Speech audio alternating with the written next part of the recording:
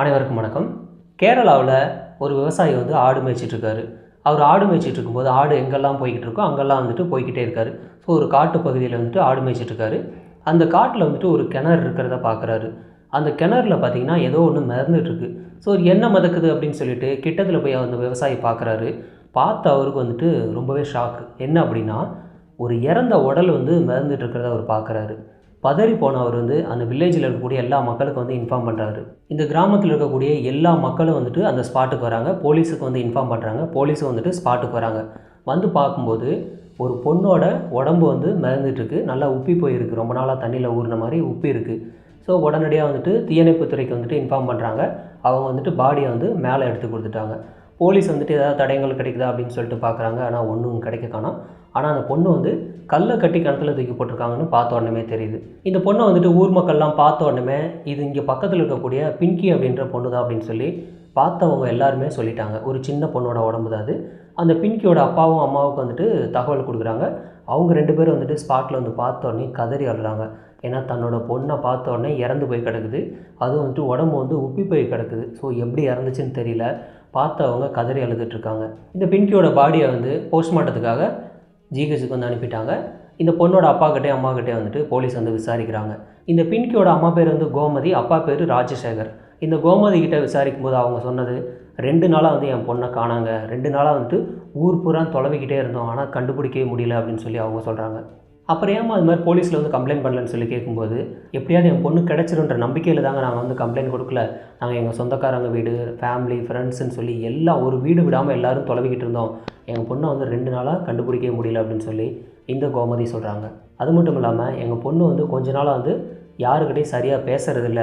So எங்ககிட்ட கோவிச்சிக்கிட்டு ஒருவேளை எங்கள் சொந்தக்காரங்க வீட்டுக்கோ இல்லை அவங்க ஃப்ரெண்ட்ஸ் வீட்டுக்கோ கூட ஒரு வேளை போயிருக்கலாம். அதனால எப்படி என் பொண்ணு வந்துடுவான்ற நம்பிக்கையில் நான் போலீஸில் கம்ப்ளைண்ட் பண்ணலன்னு சொல்லி இந்த கோமதி சொல்கிறாங்க. இந்த பின்கியோட போஸ்ட்மார்ட்டம் ரிப்போர்ட்டு போலீஸுக்கு வருது. போஸ்ட்மார்ட்டம் ரிப்போர்ட்டில் என்ன வந்திருக்குனாக்கா, அந்த பொண்ணுக்கு ஏஜ் 14ன்னு சொல்லி வந்திருக்கு. அது மட்டும் இல்லாமல் அந்த பொண்ணு 8 மாதம் கர்ப்பமாக இருந்திருக்கிறது தெரியுது. ஸோ 8 மாதம் கர்ப்பம், ஆனால் 14 வயசு தான் ஆகுது. ஸோ மேரேஜ் ஆகலை. ஸோ ஏதோ ஒன்று நடந்திருக்குன்னு சொல்லி போலீஸுக்கு கன்ஃபார்மாக தெரியுது. ஆனால் அது மட்டும் இல்லாமல் அந்த பொண்ணு நல்ல சித்திரவதை அனுபவித்து தான் இறந்துருக்குன்னு தெரியுது. எந்த அளவுக்கு அப்படின்னாக்கா, அந்த பொண்ணு சாகிறதுக்கு முன்னாடி ரேப் பண்ணியிருக்காங்க.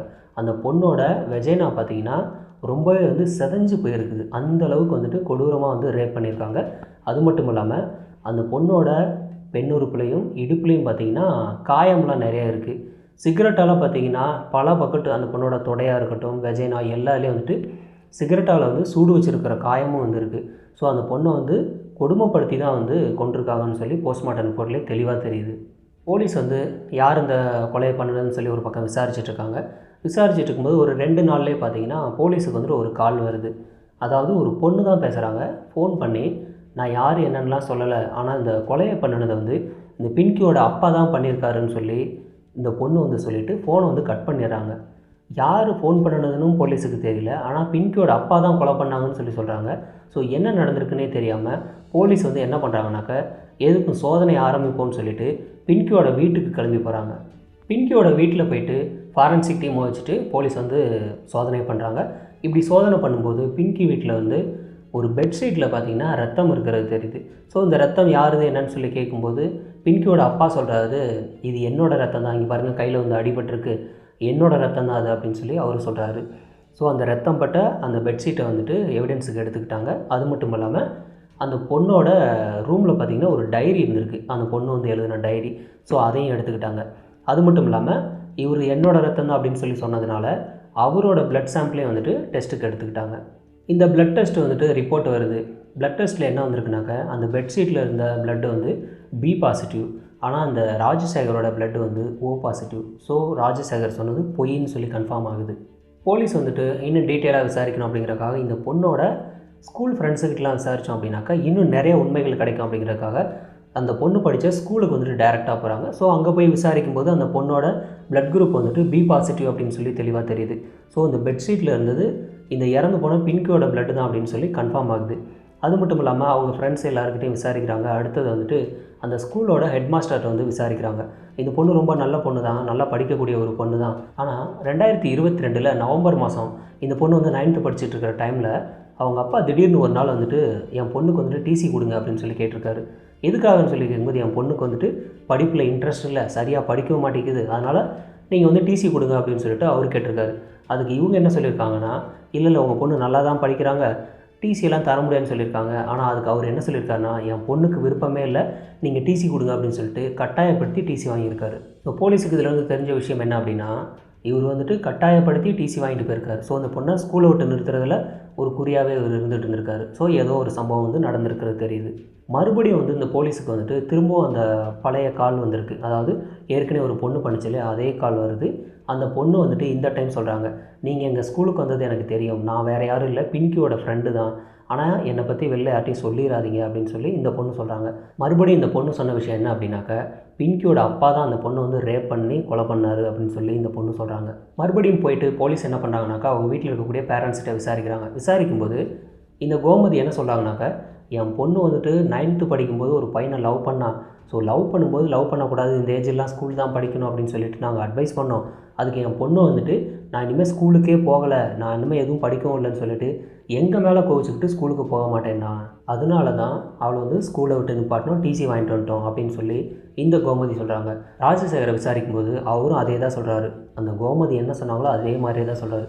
அந்த பொண்ணுக்கு வந்துட்டு ஸ்கூலுக்கு போகவே விருப்பம் இல்லைன்னு சொன்னதுனால தான் நாங்கள் டிசி வாங்கிட்டு வந்தோம்னு சொல்லி இவரும் அதே சேம் ஃபார்மேட்டாக தான் சொல்கிறாரு. இந்த சம்பவம் கேட்கும்போது ஆக்சுவலாக உண்மை மாதிரி தான் இருக்குது. என்ன அப்படின்னா, அந்த பொண்ணு லவ் பண்ணியிருக்கிறது சகஜமான ஒரு விஷயம் தான்.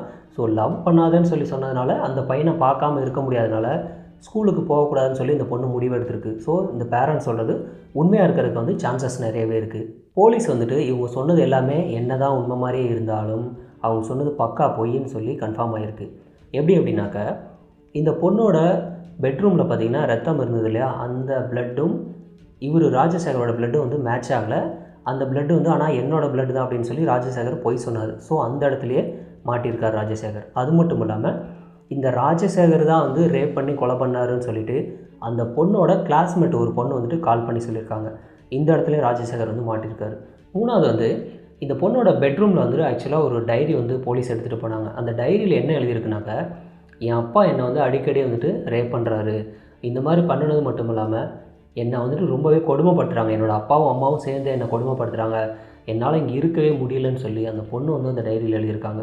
ஸோ அந்த பொண்ணு கைப்படவே வந்துட்டு இந்த மாதிரி உண்மையை எழுதியிருக்காங்க. ஸோ கன்ஃபார்மே ஆகுது இவங்க அப்பா தான் வந்து இந்த பொண்ணை வந்து ரேப் பண்ணி கொலை பண்ணியிருக்காருன்னு. பின்கியோட வீட்டில் ஆக்சுவலாக யார் யாரெல்லாம் இருக்காங்க அப்படின்னாக்கா, பின்கியோட அப்பா அம்மா 3 பேர் ப்ளஸ் பின்கியோட அண்ணன் ஒரு ஆள் இருக்காங்க. பின்கியோட அண்ணன் வந்து 10th படிச்சுட்டு இருக்கான். ஆனால் இங்கே ஊரில் இருக்க கிடையாது, அவன் வந்து வெளியூரில் வந்து ஹாஸ்டல்லே தங்கி படிச்சுட்டு இருக்கான். ஸோ இங்கே வீட்டிலன்னு பார்த்தாக்கா 3 பேர் இருக்காங்க. பின்கிக்கு ஒரு நாள் வந்து லீவ் விட்றாங்க ஸ்கூலில். அந்த டைமில் வந்துட்டு பின்கியோட அம்மா வந்துட்டு, நான் பெங்களூரில் இருக்க நம்ம சொந்தக்காரங்க கல்யாணத்துக்கு போயிட்டு வந்துடுறேன், நீ வீட்டிலே இருன்னு சொல்லிட்டு இந்த பொண்ணை விட்டுட்டு அவங்க வந்து கல்யாணத்துக்கு கிளம்பி போகிறாங்க. ஸோ இப்போ வீட்டில் பார்த்தீங்கன்னா இந்த பின்கியோட அப்பா 2 பேர் மட்டும்தான் இருக்காங்க. பின்கியோட ஃபேமிலி ஆக்சுவலாக வந்து நார்மலாக ஒரு நல்ல வசதியான ஒரு குடும்பம் தான். பின்கியோட அப்பா என்ன பண்ணுறாருன்னா, நல்லா சரக்கு அடிக்கிற பழக்கம் இருக்குது. அவர் வந்துட்டு சரக்கு நல்லா ஃபுல்லாக அடிச்சுட்டு வீட்டுக்கு வந்துட்டு நேராக பின்கி இருக்கக்கூடிய ரூமுக்கு வர்றாரு. ரூமுக்கு வந்துட்டு பின்கியை வந்துட்டு கையையும் காலையும் கட்டி போட்டு அந்த பொண்ணை வந்துட்டு பயங்கரமாக வந்து கதற ரேப் பண்ணுறாரு. அதாவது பெத்த அப்பாவே வந்துட்டு பொண்ணை வந்துட்டு இந்த மாதிரி ரேப் பண்ணுறாரு. ரேப் பண்ணி முடிச்சுட்டு இந்த ஆள் போயிடுறாரு. அந்த பொண்ணு வேறு வழி இல்லாமல் அழுதுகிட்டே இருக்காங்க. அந்த பொண்ணால் என்ன பண்ண முடியும், வெளியிலையும் சொல்ல முடியாது, ஏன்னா ரேப் பண்ணினது அப்பா தான், போலீஸ்லேயும் கம்ப்ளைண்ட் பண்ண முடியல, எதுவுமே பண்ண முடியல, ரொம்ப அவமானமாக போயிடும் வெளியில் தெரிஞ்சாலும் அப்படின்னு சொல்லிட்டு அந்த பொண்ணு அழுதுகிட்டே இருக்காங்க. ஸோ ஊருக்கு போன அம்மா வந்துட்டு வீட்டுக்கு வராங்க. வீட்டுக்கு வந்தோடனே அம்மா கிட்ட இது மாதிரி அப்பா வந்து ரேப் பண்ணிட்டாருமா அப்படின்னு சொல்லி அந்த பொண்ணு கதறி அழுது. அதுக்கு அம்மா என்ன சொல்லியிருக்காங்கன்னா, இதை வந்து நீ வந்து பெருசாக எடுத்துக்காத, இதை போய் நான் அவங்க அப்பா கிட்ட கேட்டேன்னா அந்த ஆள் என்னையவே கொலை பண்ணிடுவான், ஸோ இதை வெளியிலையும் சொல்லாத, இதை அப்படியே மறந்துடு, இதை விட்டுரு அப்படின்னு சொல்லிட்டு அவங்க அம்மா சொல்லியிருக்காங்க. இந்த பொண்ணு வந்துட்டு ஸ்கூலுக்கு போனப்போ தன்னோட க்ளோஸ் ஃப்ரெண்டுக்கிட்ட வந்துட்டு இதை பற்றி ஷேர் பண்ணுறாங்க.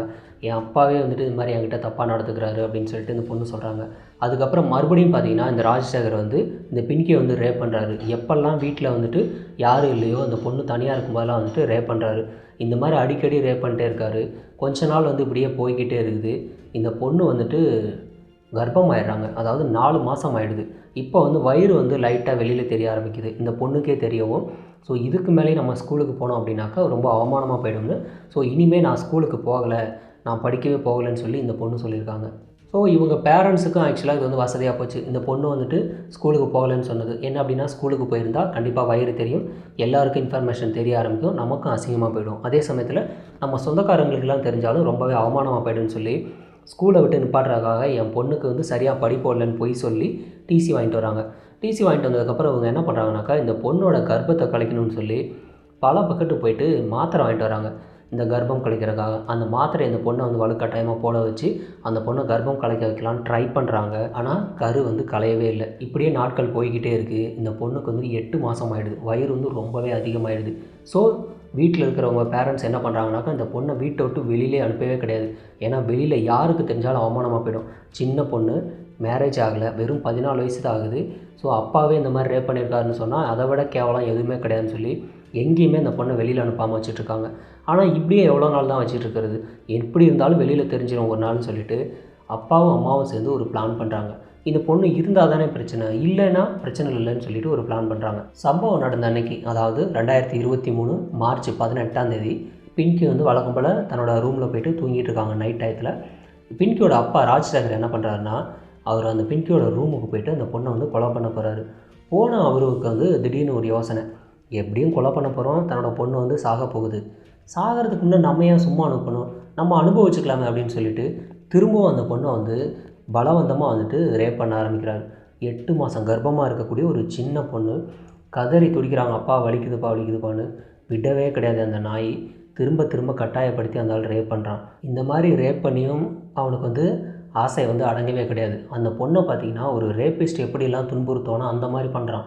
அதாவது தன்னோட சிகரெட்டை எடுத்து அந்த பொண்ணோட பெண்ணுறுப்பில் வந்துட்டு சூடு வைக்கிறான், தொடையில் சூடு வைக்கிறான். இந்த மாதிரிலாம் வந்துட்டு அந்த பொண்ணை வந்து கொடுமைப்படுத்துகிறான்.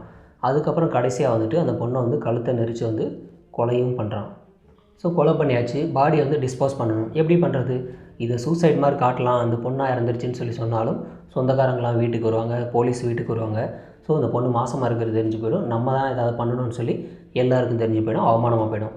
ஸோ இந்த பொண்ணு வந்து காணா பணமாக மாற்றணும். அதாவது எங்கே போச்சு, எப்படி இறந்துச்சு எதுவுமே தெரியக்கூடாதுங்கிற மாதிரி காணா பணமாக மாற்றுறதுக்காக நைட்டோட நைட்டாக அந்த ஆள் என்ன பண்ணுறாருன்னா, இந்த பொண்ணோட பாடியை தூக்கிட்டு போய் இவங்க வீட்டிலேருந்து ஜஸ்ட் ஒரு 1/2 கிலோமீட்டர் இருக்கக்கூடிய ஒரு கிணத்துல போய்ட்டு கல்லை கட்டி உள்ளே தூக்கி போட்டுறாரு. இந்த மாதிரி தூக்கி போட்டு இவர் வந்து சைலண்ட்டாக வீட்டுக்கு வந்துடுறாரு, யாருக்குமே தெரியாதுன்னு நினச்சிட்டு. ஆனால் 2 நாளுக்கு அப்புறம் இந்த பொண்ணோட பாடி வந்து தண்ணியிலே இருந்து ஊறி ஊறி உப்பி போய் மேலே மறந்துருக்கு. இந்த டயத்தில் தான் ஆடு மேய்ச்சிட்ருக்கிறவர் வந்து அதை பார்த்து போலீஸுக்கெலாம் வந்து இன்ஃபார்ம் பண்ணினது. இந்த மாதிரி காமவெறி முத்தி போய் பெத்த பொண்ணையே வந்துட்டு ரேப் பண்ணுற அளவுக்கு ரேப்பிஸ்ட் எத்தனை பேர் இருப்பாங்கன்னு தெரியல. இந்த மாதிரி கொடுமைப்படுத்தி ரேப் பண்ணியிருக்கான். இதுக்கு வந்துட்டு அம்மாவே வந்துட்டு கிட்டத்தட்ட உடந்தையாக இருந்த மாதிரி தான் இது. ஆக்சுவலாக இப்படிப்பட்ட பேரண்ட்ஸ்லாம் வந்துட்டு இன்னும் நாட்டிலலாம் இருக்காங்களா என்னன்னு தெரியல. இவ்வளோ கொடுமைப்படுத்தி பெத்த பொண்ணையை ரேப் பண்ணி அந்த பொண்ணை கொல்லணும்னு சொல்லி எப்படி மனசு வந்ததுன்னு தெரியல. ஆக்சுவலாக பெத்த தாய்க்கு வந்துட்டு எப்படி மனசு வந்ததுன்னே தெரியல. கொலை பண்ணலான்னு திட்டம் தீட்டுற அளவுக்கு திட்டம் தீட்டுறீங்க. ஆக்சுவலாக அந்த பொண்ணு வந்து ரூமில் வந்து தூங்கிக்கிட்டு இருக்கு, தான் செத்து போவோம், நம்மளை கொலை பண்ண போகிறாங்கன்னு சொல்லி அந்த பொண்ணுக்கு தெரியாது. பெத்த அம்மா அப்பாவே வந்து இந்த மாதிரி கொலை பண்ணுவாங்கன்னு தெரிஞ்சால் நம்பி அந்த பொண்ணு வீட்டில் தூங்குமா? இந்த மாதிரி கொடூரமாக பெத்த பொண்ணையை வந்துட்டு ரேப் பண்ணி இந்த மாதிரி ஈவிரக்கம் இல்லாமல் கொலை பண்ணதுனால இந்த ராஜசேகருக்கு பார்த்திங்கன்னா சாகும் வரை சிறை தண்டனை வந்து கோர்ட்டில் கொடுக்குறாங்க. அது மட்டும் இல்லாமல் என்னதான் நேரடியாக வந்துட்டு கொலையில் ஈடுபடலை அப்படின்னாலும் இந்த கொலைக்கு வந்துட்டு இந்த அம்மாவும் வந்துட்டு உடந்தை அப்படின்னு சொல்லி இந்த கோமதிக்கும் பார்த்திங்கன்னா ஆயுள் தண்டனை கொடுக்குறாங்க. இவங்க 2 பேருமே பார்த்திங்கன்னா பேரண்ட்ஸாக இருக்கிறதுக்கு 1% கூட ஆக்சுவலாக தகுதியற்ற ஒரு பேரண்ட்ஸ்ன்னு சொல்லலாம். என்னென்னா பெத்த பொண்ணையே வந்துட்டு இந்த ஆள் வந்துட்டு ரேப் பண்ணுறான், ஈவிரக்கம் இல்லாமல் திரும்பவும் வந்து ரேப் பண்ணி அந்த பொண்ணை வந்து கொலை பண்ணுறான் அப்படின்னா இவன் என்ன மனுஷனே தெரியல. இப்படிப்பட்ட ஜென்மம்லாம் ஆக்சுவலாக நாட்டில் இருந்துக்கிட்டு இருக்காங்கிறது இந்த மாதிரி கேஸுக்கு அப்புறம் தான் ஆக்சுவலாக தெரியவே வருது. இந்த கேஸில் இன்னொரு சந்தேகம் என்ன அப்படின்னா, இந்த பொண்ணு கர்ப்பமாயிடுச்சு அப்படிங்கிறனால கொலை பண்ணுறதுக்கு ட்ரை பண்ணி கொலை பண்ணி இது மாதிரி பண்ணிட்டாங்க. ஓகே, ஒருவேளை இந்த பொண்ணு வந்து கர்ப்பமே ஆகலை அப்படின்னா என்ன பண்ணிட்டு இருந்திருப்பான் அந்த ஆள்? திரும்ப வழக்கம் போல் வந்துட்டு இந்த ஆள் வந்து அந்த பொண்ணை வந்து ரேப் பண்ணிக்கிட்டே தான் இருந்திருப்பான். ஸோ இந்த மாதிரி வந்துட்டு இது வந்து வெளியிலே தெரிஞ்சிருக்காது. அப்போ இந்த மாதிரி வெளியில் தெரியாமல் எத்தனை கேஸ் ஆக்சுவலாக இருக்குது, எத்தனை பொண்ணுங்க வந்துட்டு மனசளவில் வந்துட்டு ரொம்ப கஷ்டப்பட்டுக்கிட்டு வீட்டில் இருக்காங்கன்னு ஆக்சுவலாக தெரியவே இல்லையே. ஸோ பெண்கள் சின்ன பொண்ணுங்களாக இருந்தாலும் இந்த மாதிரி சைல்டு ஹெல்ப்லைனுக்கு ஆக்சுவலாக நீங்கள் கால் பண்ணுங்கள். இந்த மாதிரி ஒரு வேளை மன கஷ்டத்தில் இருந்தீங்கன்னா உங்களோட ஃப்ரெண்ட்ஸுக்கிட்ட இந்த விஷயத்தை பற்றி ஷேர் பண்ணுங்கள். அது மட்டும் இல்லாமல் போலீஸுக்கு வந்து இன்ஃபார்ம் பண்ணுங்கள். தைரியமாக 100 கால் பண்ணுறீங்களா, கால் பண்ணி சொல்லுங்கள். உங்களை பற்றி எந்த விஷயமும் வெளில வராமல் பார்த்துக்குவாங்க. இல்லை சைல்டு ஹெல்ப்லைனுக்கு கால் பண்ணுறீங்களா, தாராளமாக கால் பண்ணுங்கள். இந்த மாதிரி கால் பண்ணுங்கள், கண்டிப்பாக உங்களை வந்து பாதுகாத்துருவாங்க. ஸோ ஸோ இந்த மாதிரி மனக்குமுறல்கள் வச்சுக்கிட்டு உள்ளுக்குள்ளேயே கஷ்டத்தை வச்சுக்கிட்டு தயவு செஞ்சு அனுபவிச்சுட்டு இருக்கோன்னா என்ன பிரச்சனைனாலும் சரி தைரியமாக சொல்லுங்கள், கவலைப்படாதீங்க. இந்த மாதிரி பிரச்சனைகள் பல பொண்ணுங்க நம்ம நாட்டில் சந்திச்சுக்கிட்டு தான் இருக்காங்க. இனிமேலும் இந்த மாதிரி கஷ்டத்தை யாரும் சந்திச்சுட்டு இருக்காங்கன்னா தைரியமாக போலீஸுக்கு கால் பண்ணுங்கள். கண்டிப்பாக உங்களை பற்றி எந்த ஒரு இன்ஃபர்மேஷன் லீக் பண்ண மாட்டாங்க, உங்களை கண்டிப்பாக பாதுகாத்துருவாங்க. இந்த கேஸில் சம்மந்தப்பட்ட இந்த ராஜசேகர் அண்ட் கோமதி இவங்களை பற்றின உங்களோட கருத்துக்களை வந்து கமெண்ட்டில் பதிவு பண்ணுங்கள். நன்றி.